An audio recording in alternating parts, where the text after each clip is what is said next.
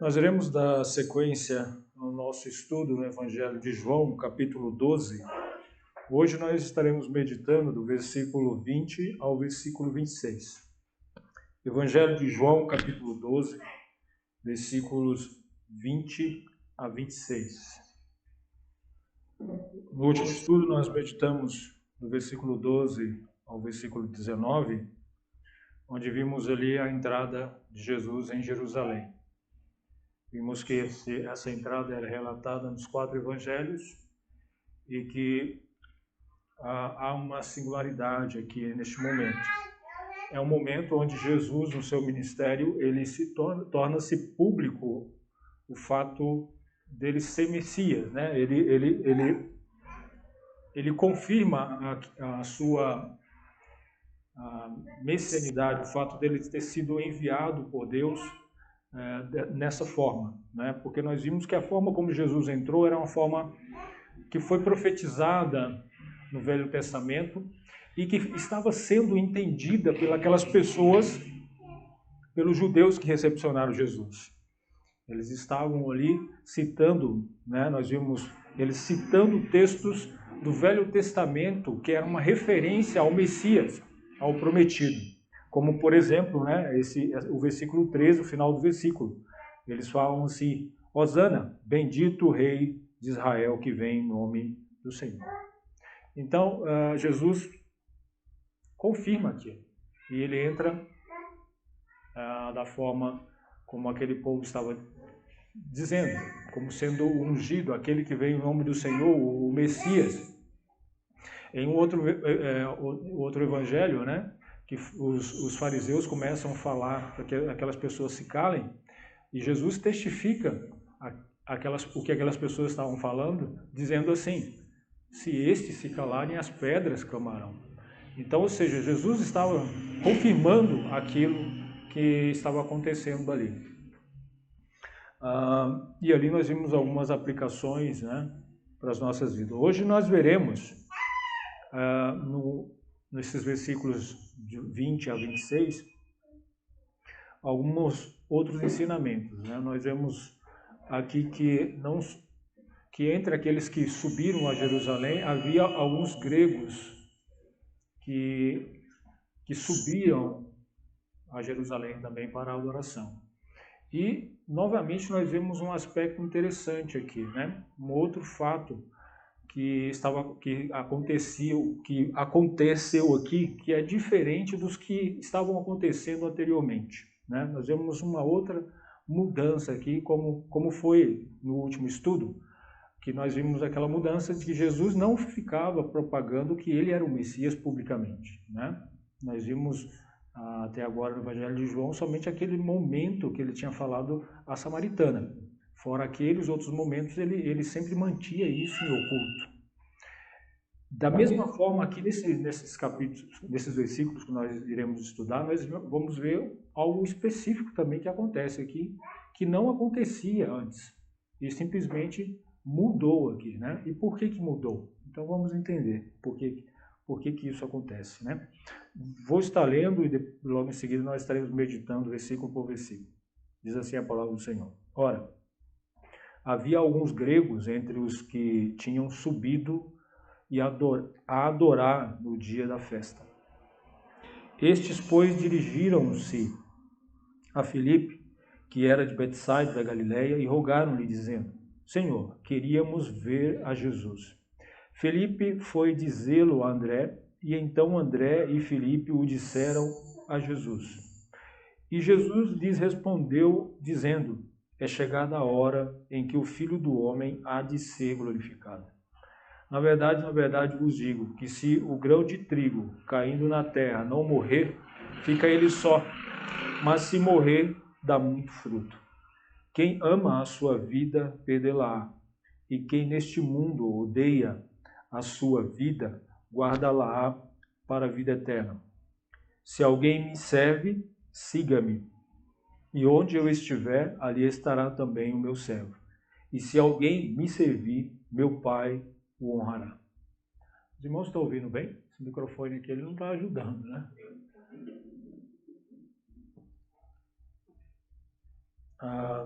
Bom, aqui no versículo 20 nós vemos claramente, né? Acho que é um pouco claro aqui, talvez a questão da comparação que o apóstolo João faz entre os líderes religiosos daquela época e os gregos, que também se achegaram ali para a adoração. Esses gregos provavelmente eram prosélitos, né?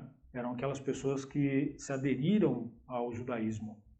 Por quê? Porque eles subiram para, como fala aqui, subindo a adorar no dia da festa.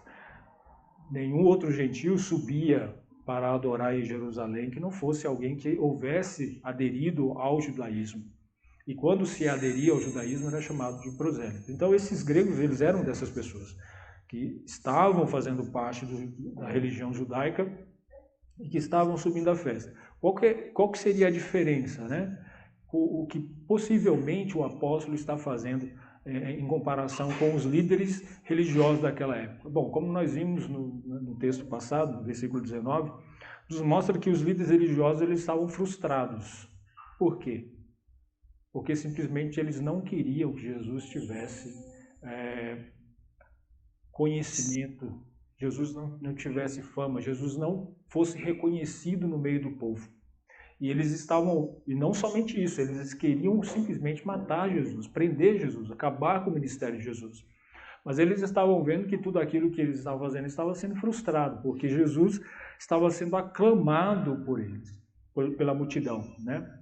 E aqueles religiosos estavam frustrados porque toda a tentativa que eles fizeram de acabar com isso não estava dando certo. Então, ou seja, aqueles que deveriam reconhecer Jesus, porque as Escrituras proclamam, testificam sobre ele o tempo todo, esses não creram. Esses não aceitaram. Mas aqueles outros que eram gentios, tinham aderido à religião judaica, mas eram gentios, eles agora estavam querendo conhecer Jesus. Então, pode ser, né, que o apóstolo está fazendo aqui uma comparação, né? Uma comparação. Ora, havia alguns gregos entre os que tinham subido a adorar no dia da festa. Estes, pois, dirigiram-se a Filipe, que era de Betsaida, da Galiléia, e rogaram-lhe, dizendo: Senhor, queríamos ver Jesus. Bom, por que eles foram a Filipe? O único comentário que eu pude ler referente a isso foi num comportamento de dar honra a Jesus, vendo como sendo alguém importante. Eles poderiam ir diretamente a Jesus? Sim, assim como muitas pessoas iam diretamente a Jesus para falar com ele ou pedir alguma coisa. Mas eles foram a um dos seus discípulos para que ele pudesse falar com Jesus, dando assim, colocando Jesus numa posição de honra, como ele sendo mestre e senhor, né? Porém, não vi nenhum outro comentário o porquê que eles foram a Filipe em especial, né? E o porquê que João descreve aqui ele sendo de Betsaida, da Galiléia e tal. Mas algo muito interessante que eu vi, né? E que é muito pertinente, muito necessário para os nossos dias também, é o que eles pedem a Filipe. Eles vão a Filipe e falam assim, no final do versículo 22, né? Senhor, queríamos ver a Jesus. Eu li um comentário muito interessante, né? Há uma catedral, uma igreja em Los Angeles, onde é enorme, e no seu púlpito, segundo relatos da pessoa, quando você está atrás do púlpito, você tem um auditório gigantesco, com várias galerias, e quando um pregador chega naquele local, realmente ver aquele local repleto de pessoas, deve ser uma experiência fora do comum, porque é muito grande o local. E uma pessoa no local como esse, no púlpito, para pregar para um auditório tão imenso assim, facilmente vem aquilo que a nossa natureza tem, né? Que é o orgulho, a soberba, né? Querer se engrandecer. Só que logo quando esse sentimento vem e essa pessoa abaixa a cabeça, ela enxerga justamente essa parte do versículo. Porque ele falou que há uma placa no púlpito, tem essa placa que está escrito esse final do versículo. Então, ou seja, isso serve para quem está à frente para pregar o Evangelho, para falar de Cristo. As pessoas querem ouvir falar de Cristo, né? Quando esses gregos foram a Filipe, foi isso que eles falaram: olha, Senhor, gostaríamos de ver a Jesus. Então, o homem, quando ele se encontra para trazer alguma mensagem, ele deve ter sempre em mente de que as pessoas querem ouvir sobre Jesus. E o contrário também deve ser o mesmo. As pessoas, quando vêm à igreja para ouvir, eles querem e devem querer ouvir de Jesus, conhecer Jesus, saber sobre Jesus, não sobre o que o pregador tem a ensinar de coisas seculares, mas sobre Jesus, sobre as Escrituras. Então, eu achei bem interessante e isso serve com certeza para nós hoje e para sempre vai estar servindo para a nossa exortação, para que a gente tenha em mente de que a nossa obrigação a falar com as pessoas é que elas ouçam sobre Jesus. E quando a gente vem à igreja para ouvir, nós devemos ouvir sobre Jesus. E Jesus, versículo 23, Jesus lhes respondeu dizendo: é chegada a hora em que o Filho do Homem há de ser glorificado. Irmãos, aqui até o versículo, esses versículos de 20 a 23 é interessante porque a gente se questiona por que o apóstolo João escreveu sobre esses gregos, né? Que queriam ver Jesus. Por quê? Qual a relação, né?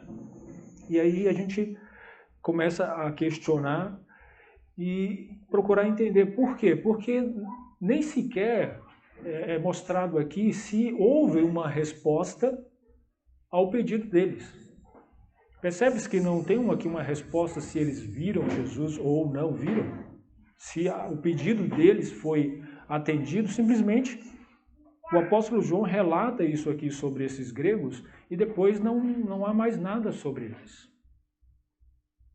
Mas fica bem claro, irmãos, no texto, que a resposta de Jesus ela tem relação com o pedido daqueles gregos. Porque foi quando os discípulos, né, Felipe e André, foram a Jesus e disse que os gregos queriam vê-lo, aí que Jesus respondeu. Versículo 23, repetindo. E Jesus lhes respondeu dizendo: é chegada a hora em que o Filho do Homem há de ser glorificado. Que hora é essa? Por que Jesus diz isso depois dessa pergunta, né? Desse desejo dos gregos em vê-lo? Bom, possivelmente aqui vira mais uma chave, vamos dizer assim, né? No ministério de Jesus. Porque até então, toda vez que alguém, né, acontecia alguma coisa referente ao tempo de Jesus, Jesus sempre referia que o tempo dele não era chegado. Lembra lá da festa onde acabou o vinho e a mãe, né, Maria, a mãe de Jesus, chegou a ele falando sobre isso e ele disse a ela: mulher, não é chegada a minha hora. Ele fala mais alguma coisa, né? Que tenho eu contigo, não é chegada a minha hora. Em outro momento também, lá com os irmãos dele, né? Os irmãos de Jesus falando sobre se ele diz fazer essas coisas que ele fazia, né? Os sinais e tal, por que ele não subia a festa, que era movimentado? Isso lá no capítulo 7. Que lá era movimentado e as pessoas poderiam vê-lo e conhecê-lo. Jesus fala que não é chegado o tempo dele, mas o tempo dos seus irmãos sempre estariam próximos, né, deles. Então, era esse sempre o contexto. Jesus sempre se referia como o seu tempo ainda não havia chegado. Mas aqui mudou-se. No momento em que esses gregos chegaram perguntando, querendo conhecê-lo, ele disse que é chegada a minha hora. Né? Como ele fala aqui. É chegada a hora em que o Filho do Homem há de ser glorificado. Então, qual que seria o entendimento? Por que agora mudou? Talvez por causa daquilo que o apóstolo já disse lá no capítulo 1, quando ele se refere ao ministério de Jesus, que veio para os que eram seus, mas os seus não os receberam. Mas a todos quantos recebeu, deu-lhes o poder de serem feitos filhos de Deus. Talvez já seja uma referência de que Jesus veio inicialmente para o povo judeu, para a salvação do povo judeu. É tanto quando ele envia os discípulos a pregar, ele diz a eles que eles deveriam pregar aos judeus. Talvez até por isso, esse receio de Filipe em ir direto a Jesus falar, que os gregos queriam falar com ele.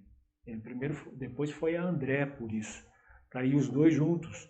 Talvez esse receio deles em falar com Jesus dos gregos seja justamente isso, porque Jesus disse a eles que eles deveriam pregar aos judeus.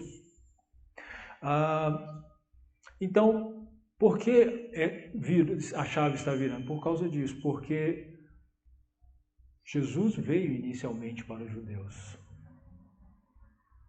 E o apóstolo João está mostrando claramente aqui que o fato dos judeus estarem rejeitando o evangelho, estarem rejeitando o ministério de Cristo, isso não é uma falha no plano de salvação de Deus. Pelo contrário, os judeus estando rejeitando o ministério de Cristo é a oportunidade de que o mundo ouça o evangelho de Jesus Cristo. Como fala lá, né, o mesmo apóstolo também faz uma referência a isso lá no capítulo 3, versículos 16 e 17 também. Porque Deus amou o mundo de tal maneira que deu seu Filho unigênito para que todo aquele nele crê não pereça, mas tenha vida eterna. Ele não veio para condenar o mundo, mas para salvá-lo. Então, a referência possivelmente seja essa. Jesus, ele está prestes a morrer. A sua hora, o chegar à sua hora, é a sua morte. A morte de cruz. É essa a referência que ele está fazendo aqui. Então, essa hora estava sendo chegada. O seu ministério estava chegando ao fim. E esse fato descrito pelo apóstolo aqui, dos gregos estarem indo, querendo ver Jesus, possivelmente seja isso que está querendo dizer. Que aqueles que deveriam receber não receberam, mas todo o que recebe, mesmo gentios, outras nações. Jesus, quando ressuscitou e falou aos seus discípulos, ele, olha, ide por todo o mundo pregar o evangelho. Todos deveriam ouvir, de todas as nações, de todos os povos. Então ficou bem claro aqui que a referência poderia ser essa, né? Pode ser essa, de que o seu ministério ele não está chegando ao fim, pelo contrário, ele não está sendo acabado, pelo contrário, ele vai ser consumado e vai continuar, que seria a salvação não somente de judeus, né? Porque nós sabemos que a sua maioria rejeitou Jesus, mas não todos, mas também dos gentios. Ficou confuso? Deu para entender mais ou menos? Ok.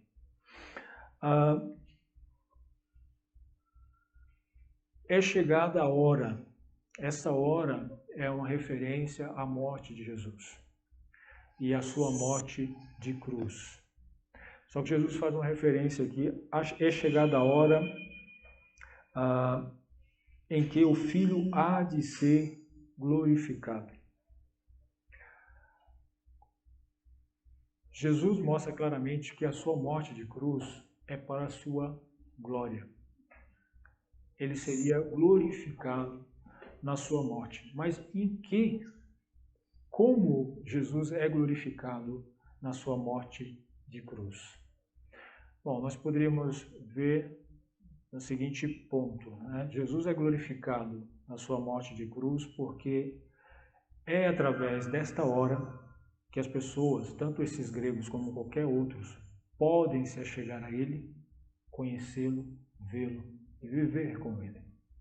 É somente através desta hora que nós podemos nos achegar a Jesus Cristo. Não existe uma outra forma. Não existe nenhuma outra forma do homem se achegar a Deus que não seja através de Jesus Cristo, Jesus crucificado. Era necessário que Jesus morresse na cruz para que nós pudéssemos nos achegar a Ele. Então, Jesus é glorificado pela sua morte na cruz porque Ele se torna o único caminho. Como Ele disse no Evangelho, aqui no Evangelho, capítulo 14, né? Versículo 6, disse-lhe Jesus: Eu sou o caminho e a verdade e a vida, ninguém vem ao Pai senão por mim. Então Jesus é o único caminho. A única forma do homem se achegar a Deus é através dele. Então ele é glorificado na sua morte na cruz pelo fato de que todos têm que chegar por ele. Todos que se achegam a Deus têm que ser por Jesus Cristo. Um outro ponto que nós poderíamos dizer que Jesus é glorificado é que Jesus, ele, na sua morte na cruz, é que ele tira toda a glória do homem, né? A vanglória do homem, toda a obra do homem. E isso é um argumento que o apóstolo Paulo defende bem lá em 1 Coríntios. Ele usa bastante esse argumento, né? Quando ele cita lá no capítulo 1, versículos 22 a 24, ele fala assim: Onde está o sábio? Onde está o escriba? Onde está o inquiridor deste século? Porventura não tornou Deus louca a sabedoria deste mundo? Visto como na sabedoria de Deus o mundo não conheceu a Deus pela sua sabedoria, aprove a Deus salvar os crentes pela loucura da pregação. Porque os judeus pedem sinal e os gregos buscam sabedoria. Mas nós pregamos a Cristo crucificado, que é escândalo para os judeus e loucura para os gregos. Mas para os que são chamados, tanto judeus como gregos, lhes pregamos a Cristo, poder de Deus e sabedoria de Deus. Então, aqueles homens que achavam que poderia se achegar a Deus, né, pelas suas obras, e julgavam que a morte na cruz era um escândalo, ou aqueles que achavam que poderiam se chegar a Deus pelo seu conhecimento, pela sua sabedoria, e julgavam a morte na cruz como sendo uma loucura, estes homens estão fadados à perdição. Porque a única forma, como o apóstolo mesmo mostra aqui, é que todos eles foram colocados, que se julgam sábios, né? Na verdade eram loucos. Não entenderam a salvação de Deus. Eles não compreenderam, né? Ele até questiona onde está o sábio, onde está o escriba, o inquiridor deste século. Não tornou Deus louca a sabedoria deste mundo? Deus enviou Jesus Cristo para morrer pelos nossos pecados na cruz. E muitas pessoas não entendem isso. Algumas pessoas acreditam que Jesus veio para ser um grande homem e dar grandes ensinos e tal, e ele morreu simplesmente porque as pessoas o rejeitaram e morreu como um mero mártir. Os homens rejeitaram ele e ele morreu como... Não foi para isso. Por isso. Porque Jesus mesmo disse aqui, ó, no versículo 27, agora a minha alma está perturbada. E que direi eu? Pai, salva-me desta hora? Mas para isto vim a esta hora. Então Jesus sabia, desde o início, que ele veio para esta hora. Ele veio para morrer na cruz pelos nossos pecados. E isso glorifica ele. Porque, irmãos, nós não somos salvos pelo que nós somos, ou vamos ser, ou éramos. Nós somos salvos apesar do que nós somos. do que nós iremos fazer e do que nós fizemos no passado. Nós somos pecadores hoje, ontem e amanhã. E Jesus nos salvou mesmo assim. Nós somos salvos unicamente pela obra de Cristo, pelo que Cristo fez por nós. E isso muitas pessoas não entendem. Muitas pessoas que nós pregamos o Evangelho, ouvem o Evangelho, eles não entendem, não aceitam porque e se baseiam unicamente nas suas obras. Não, mas eu não preciso, porque eu sou uma boa pessoa. Eu pago as minhas contas, eu não roubo, não mato, faço as coisas direitinho. Elas se baseiam, elas se firmam no que elas são. Essas pessoas, juntamente com todas as outras que negam Jesus, elas vão se encontrar na perdição eterna. Todas elas. Jesus é glorificado porque tira toda a glória do homem. Nesse mesmo capítulo, capítulo 1, Paulo diz ainda, o porquê que aqueles irmãos de Corinto eles são salvos, não pelas suas obras, para que eles não se gloriem. No mesmo capítulo, versículo 30 e 31, mas vós sois dele, em Jesus Cristo, o qual para nós foi feito por Deus sabedoria, justiça e santificação e redenção, para que, como está escrito, aquele que se gloria, glorie-se no Senhor. A nossa glória está em Cristo, porque a nossa salvação se encontra nele. Jesus veio e fez tudo o que era preciso para que nós pudéssemos ser salvos. Ele pagou todo o preço pelos nossos pecados. Completo. A nossa salvação nele é completa. Uma vez que fomos resgatados por Cristo, fomos salvos por Cristo, nós não precisamos realizar obras para completar a nossa salvação. Porque a salvação em Cristo ela já é completa, perfeita. E isso é feito unicamente nele. Um outro ponto, irmãos, que nós podemos dizer que Jesus é glorificado na sua morte na cruz, na verdade há vários, tá? Mas aqui separei alguns, Cristo, é na morte de cruz de Cristo, quando Cristo é morto na cruz, é que nós podemos ver o perfeito amor de Deus e a sua justiça. São dois grandes atributos de Deus, Deus é amor, E Deus também é justiça. Deus é justo. E um atributo, ele não anula o outro. Um não anula o outro. Os dois andam em perfeita harmonia. Deus não nos amou ao ponto de esquecer os nossos pecados, anular os nossos pecados. Deus não fez isso. Um bom exemplo, se nós usarmos a questão dos juízes de hoje, se um juiz, de repente, começar a não punir ladrões, assassinos e bandidos, não aplicar a lei, nós não diremos que esse juiz está sendo justo. Diremos? Se uma pessoa começar a matar, roubar e tal, e for levado a julgamento e ela simplesmente for declarado inocente, nós diremos que esse juiz está sendo justo? Não. Da mesma forma, na verdade de forma bem mais perfeita, nós dizemos que Deus também não deixa de aplicar a sua justiça. Deus não deixa de aplicar a lei. Assim como nós queremos que os juízes humanos apliquem a lei, Deus também aplica a sua lei. Então, aquilo que a lei de Deus exigia do homem, Deus aplicou. Deus aplicou em Jesus Cristo. Toda a punição que era destinada a mim e a você foi lançada sobre Cristo.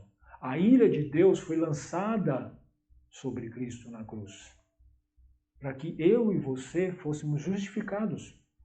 tornados justos perante Deus. Deus não anulou o nosso pecado. Deus pegou o nosso pecado e lançou sobre Cristo.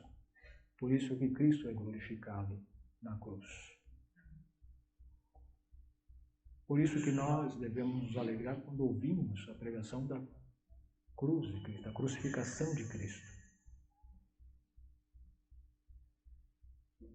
Porque é nessa pregação, nessa verdade é que nós somos salvos. É nessa verdade que Deus mostra o seu grande amor. Como o apóstolo Paulo diz, né, que Deus prova o seu amor para conosco em que Cristo morreu pelos nossos pecados, sendo nós ainda pecadores. Cristo morreu por nós, sendo nós ainda pecadores. Essa, com certeza, é a maior demonstração de amor que Deus faz para conosco, onde o seu Filho morre pelos nossos pecados, sofre, passa pela punição que era minha e sua, por causa dos nossos pecados. Então, nós podemos entender aqui algumas formas pelas quais Cristo é glorificado na sua morte de cruz, né? Ele é morto na cruz. E aí no versículo 24, ele chama a nossa atenção dizendo assim: na verdade vos digo, que se o grão de trigo caindo na terra não morrer, fica ele só, mas se morrer, dá muito fruto. Bom, Jesus está aqui fazendo uma analogia, né, com a questão da semente, e isso fazendo referência a ele. Se o grão de trigo, né, nós sabemos que qualquer grão que fica só, ele seca e fica sozinho. Mas se ele for lançado, né, na terra e morrer, aquele grão morrer, ele vai dar muitos frutos. Vai se tornar uma árvore grande e vai dar muitos frutos. Jesus estava se referindo, contando essa analogia, se referindo à sua morte. Era necessário que ele morresse para ele dar muitos frutos. Jesus morreu e ele deu muitos frutos. Jesus, através da sua morte, ele pôde trazer muitas pessoas à glória. Muitas pessoas estão hoje ao lado de Deus e muitas pessoas estarão no futuro, né? Assim como eu e você estaremos no futuro ao lado de Deus por causa desta morte de Jesus Cristo. Por causa dessa semente que morreu e que gerou frutos. Essa é a única forma. Jesus faz essa analogia aqui e está claramente se referindo a ele. Mas, irmãos, ele faz aqui uma aplicação no versículo 25 a mim e a você. Ele aplica isso a nós. Da mesma forma que ele morreu, nós também devemos morrer. Nós não morreremos de uma forma substituta, né? Substitutiva, mais ou menos isso, né? Substituindo as pessoas, morrendo pelos pecados de alguém. Não. Jesus, ele é o único que podia morrer pelos pecados de alguém. Por que o único? Porque ele é o único. Ele é o único Deus, homem, que veio ao mundo para esse fim, para morrer pelos nossos pecados. Mas nós devemos também estar morrendo. E Jesus fala isso aqui, ele explica isso aqui no versículo 25, né? Quem ama a sua vida, perdê-la-á. E quem neste mundo odeia a sua vida, guardá-la-á para a vida eterna.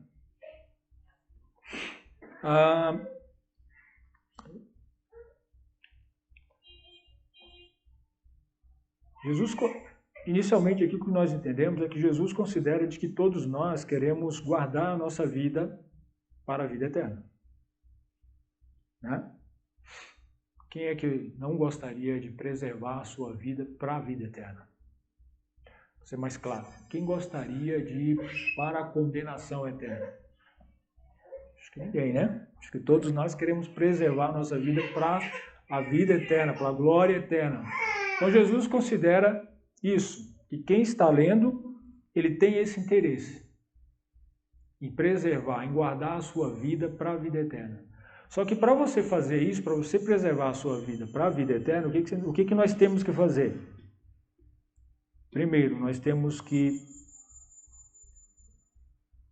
odiar a nossa vida.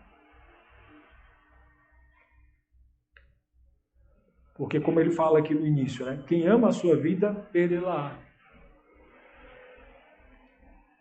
Então, se nós amamos a nossa vida, nós iremos perdê-la.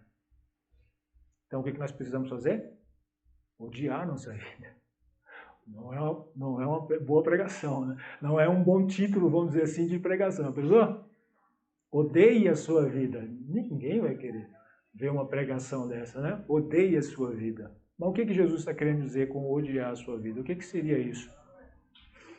O que seria a questão quem ama a sua vida perdê-la?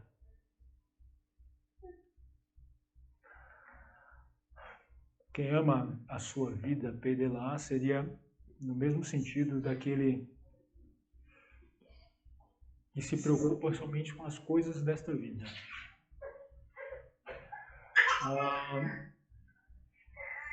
Aquele que, por exemplo, tem uma passagem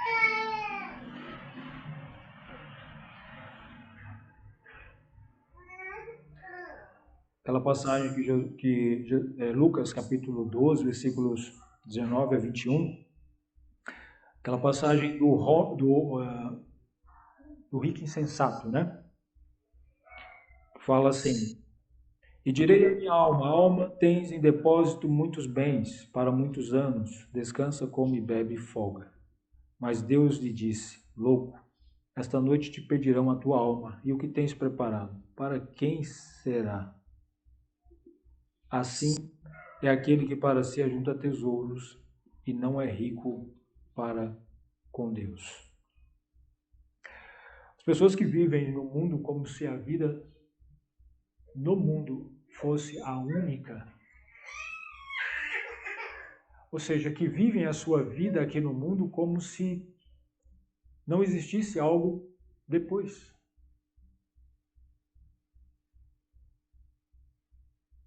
Então, o que os livros de autoajuda dizem? Aproveite a sua vida o máximo possível. Usufrua do melhor desta vida que você puder. Isso seria a forma como as pessoas, os incrédulos, veem a vida neste mundo. Como eles não têm uma perspectiva para depois desta vida, eles vivem esta vida como se fosse a única coisa que existe. Como se não tivesse nada além disso. O homem, esse rico insensato, ele tinha toda a sua confiança somente nesta vida. Ele dedicou todas as suas forças, as suas energias às coisas desta vida.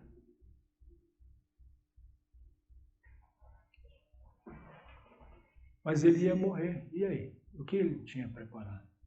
Para quem seria?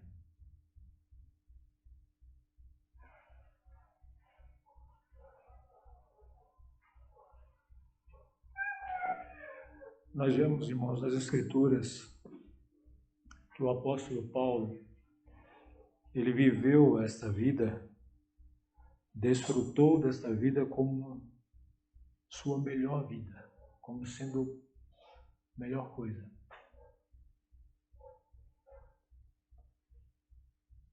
O apóstolo Paulo, ele sofreu perseguições, apedrejamento, naufrágios, tudo por causa do Evangelho.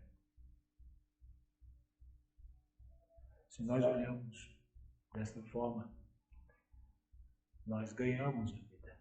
Nós reservamos a nossa vida para a eternidade. Mas se nós olhamos como aquele insensato de que a sua esperança está nas coisas, somente nessas coisas, então nós não teremos outra vida. Nós perdemos a vida.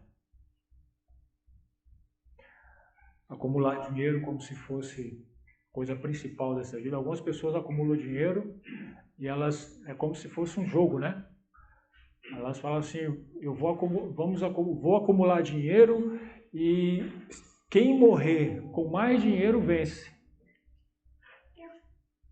Mas Jesus disse que você perde.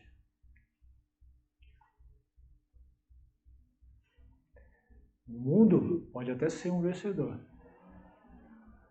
As pessoas podem até vê-lo como um vencedor, pela quantidade de dinheiro que você tem acumulado. Mas Jesus diz que você perde. As pessoas que se preocupam com isso, elas perdem.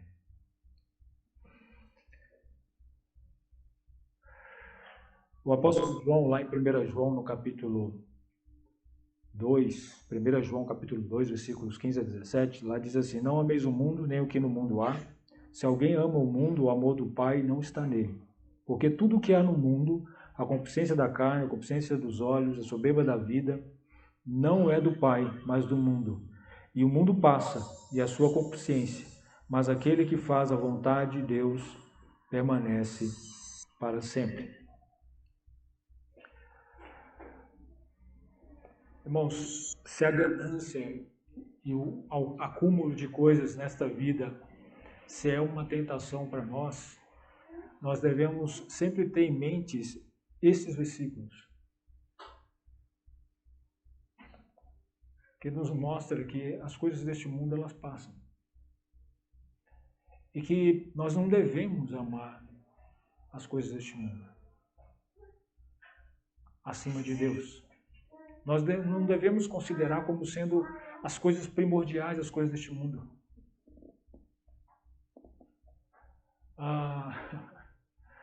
Tem vendedores que são bons, né? Tem aqueles vendedores, eu não sei se o Kevin era desses, mas tem aqueles vendedores que vai a você, ele te oferece uma coisa e mostra para você que se você não consegue viver sem aquilo. E alguns saem, né? Eu sou desses também, infelizmente. Sou daqueles que falam assim, caramba, como é que eu consegui viver todo esse tempo sem isso? Por exemplo, o meu celular está no meu bolso aqui agora. São coisas que facilitam, né, nossa vida. A gente tem tanta facilidade com isso, né? Hoje eu não preciso mais ir em banco, né? A gente consegue fazer todas essas coisas em nossas casas tranquilamente, é um conforto, né? Uma tranquilidade. Mas, irmãos, essas coisas não podem nos segurar. Não podemos amar essas coisas mais do que a Deus, mais do que a Cristo. Essas coisas são boas, devemos usufruir delas com sabedoria, né? Com temperança, controle. Sim, dessa forma. Não devemos amar e colocar essas coisas na frente de Deus, à frente de Cristo. Elas não são mais importantes. Elas nos ajudam, nos auxiliam, como essa tecnologia aqui, sim, mas não são mais importantes do que Cristo.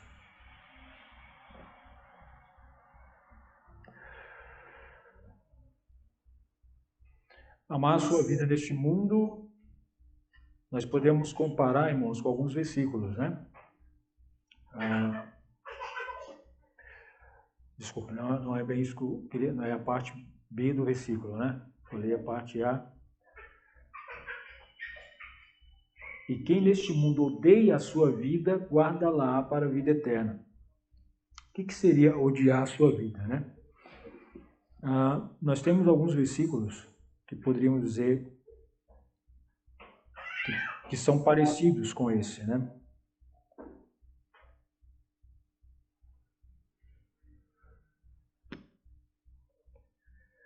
Deixa eu ver aqui onde eu anotei.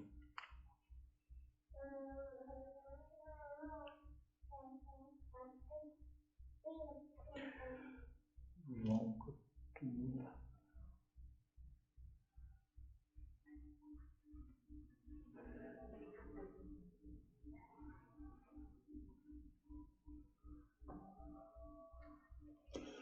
Nossa, coisa boa, perdi aqui as passagens.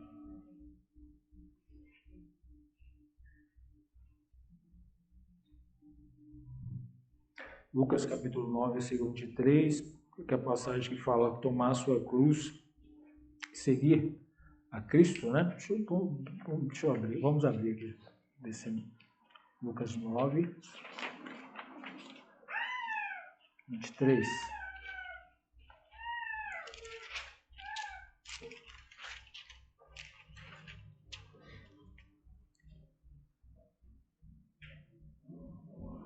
E dizia a todos: se alguém quiser vir após mim, negue-se a si mesmo e toma a cada dia a sua cruz e siga-me.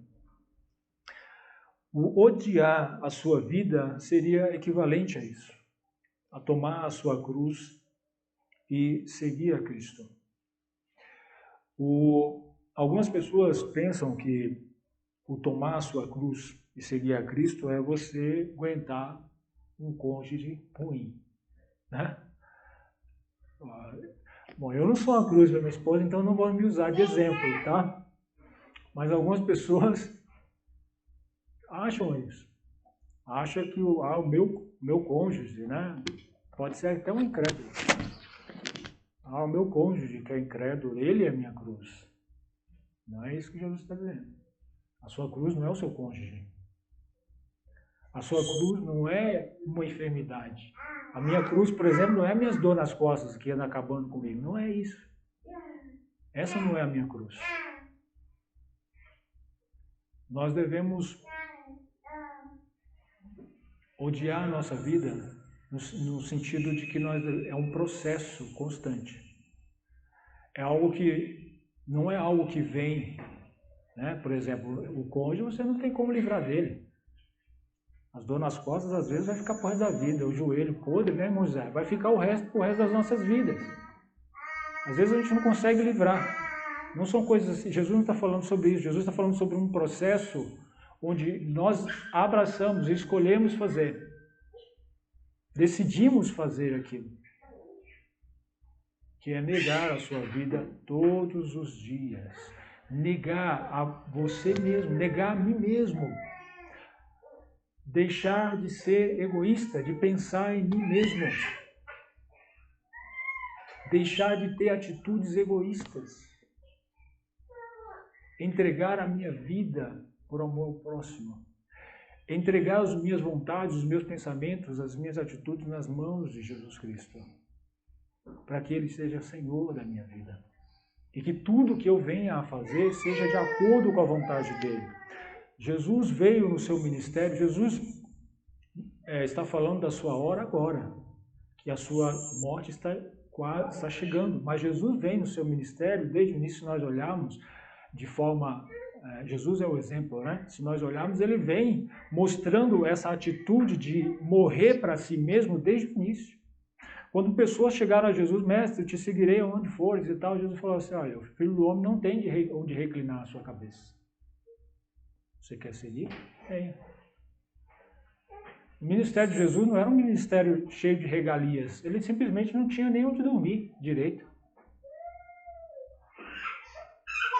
No capítulo 13, mais à frente, que nós estaremos estudando, Jesus simplesmente pega uma toalha e ele começa a limpar os pés dos discípulos.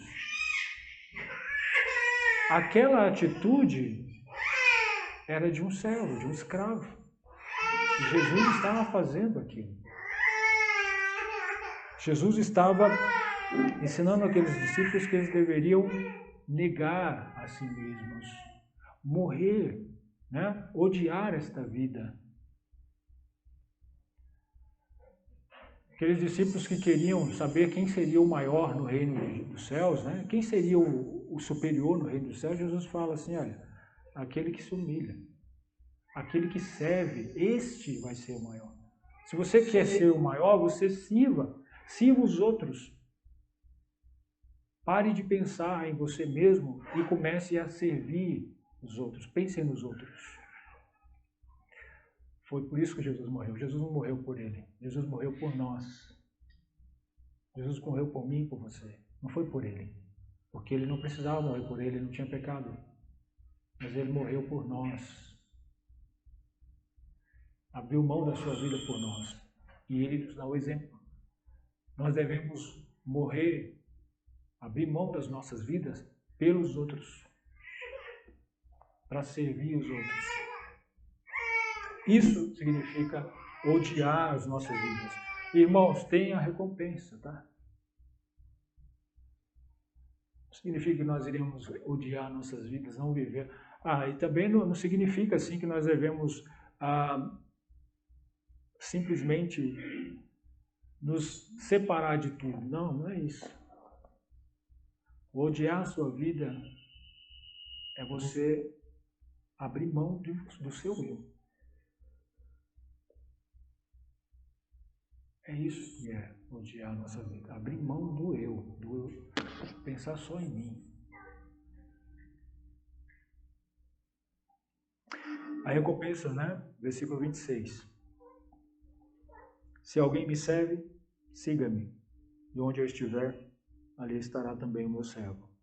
E se alguém me servir, meu Pai o honrará. Se alguém me serve. Irmãos, isso que Jesus está dizendo, siga-me, né? Se alguém me serve, siga-me. Isso que Jesus está dizendo, acabou de dizer, né? Quem ama a sua vida, perdê-la, e quem neste mundo odeia a sua vida, guarda-la para a vida eterna. Ou quando ele fala aqui que nós devemos morrer, né? Como trigo, como a semente, né? Isso aqui, irmãos, Jesus não está falando para aquelas pessoas que vão para o campo, né, como missionários e de repente eles morrem lá no seu ministério por causa do Evangelho. Não. Jesus está falando para todos. É uma referência para todos. Se alguém me serve, siga-me. Em que sentido é siga-me? Obedecer a Jesus. Obedecer os seus mandamentos, obedecer as Escrituras. Isto é seguir a Jesus. E usando o nosso contexto, que eu acho que é o mais certo, é morrer todos os dias para você mesmo. É odiar a sua vida. É não amar a sua vida. É isso que é servir a Jesus. Porque foi isso que ele fez. Ele não amou a sua vida. Ele entregou a sua vida por nós. Esse que faz isso, que me serve, versículo 26, né? Onde eu estiver, ali estará também meu servo. Irmãos, essa é uma grande recompensa. Na verdade, não há recompensa maior que isso.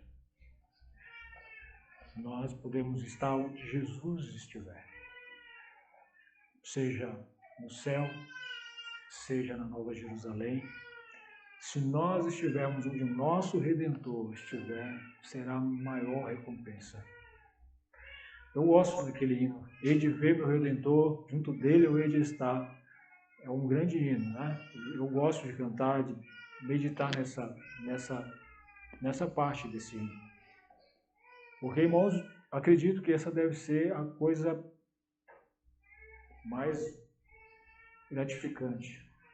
Se você fechar o olho aqui, e quando você abrir, você vê o seu Redentor. Deve ser a melhor coisa. Com certeza é a melhor coisa.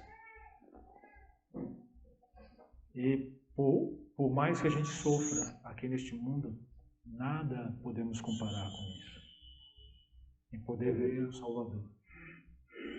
Por mais que a gente abra mão das coisas, nada nós podemos comparar, como o apóstolo Paulo diz, né? Que as aflições dessa vida não se comparam com o que está reservado a nós. Não devemos comparar nada. Se Paulo falou isso, imagine nós, né? Qual a aflição que nós passamos por causa do Evangelho? Nenhuma. Passamos a aflição só de vir em casa, né? Pegar essa chuva ou pegar sol para vir até aqui. Essa é a aflição que nós passamos.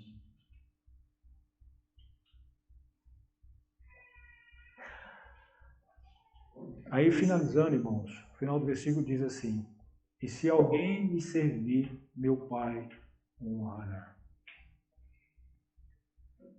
Se nós passarmos fielmente, formos fiéis ao Senhor e servimos, Deus nos honrará. Irmãos, eu confesso que eu não sei dizer o que seria essa honra aqui. Mas se a gente já vai estar bom estando com Cristo, nós ainda seremos honrados por Deus. Se nós permanecermos fiéis, seremos honrados. Olha, qualquer honra, imagina a maior honra deste mundo que você possa ter. Cada um tem a sua, né? Cada um quer ser honrado de alguma forma, né? Tem um pensamento diferente, então cada um pensa em um tipo de honra, de honraria. Imagine aí a coisa que você poderia mais desejar. Não chega nem aos pés disso. A honra que Deus dará àqueles que serviam a Jesus Cristo fielmente. Que sejam servos fiéis. Irmãos, que Deus nos ajude a sermos servos fiéis, a estarmos odiando as nossas vidas, abrindo mão das nossas vidas por causa de Cristo, por causa do que Cristo fez por nós, por causa da sua salvação. Que Deus nos abençoe. Obrigado pela atenção, meus irmãos.